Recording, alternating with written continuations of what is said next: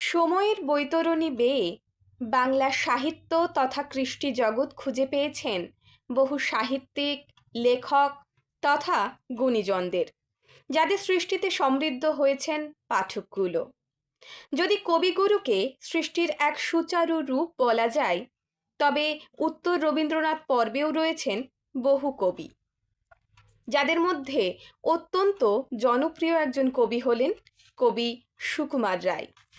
নমস্কার, আজ আমার নিবেদন কবি সুকুমার রায়ের একটি অত্যন্ত জনপ্রিয় এবং মজার কবিতা সৎপাত্র।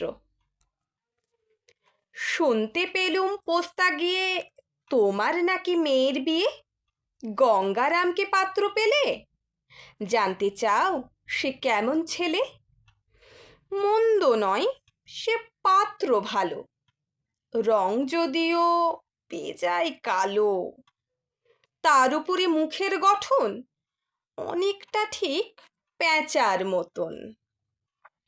বিদ্যে বুদ্ধি বলছি মশাই, ধন্যী ছেলের অধ্যাবসায়।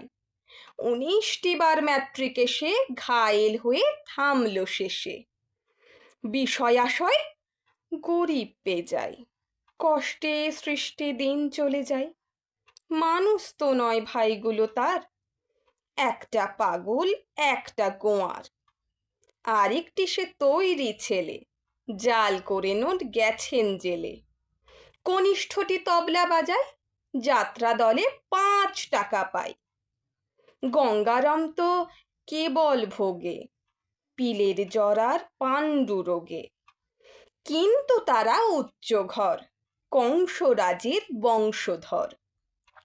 শ্যামলাহেরি বনগ্রামের কি যেন হয় গঙ্গারামের।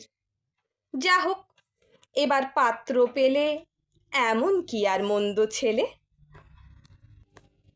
নমস্কার, আমার কাজ ভালো লাগলে ইউটিউব থেকে দেখে থাকলে আমার এই চ্যানেলটি সাবস্ক্রাইব করে নিতে ভুলবেন না।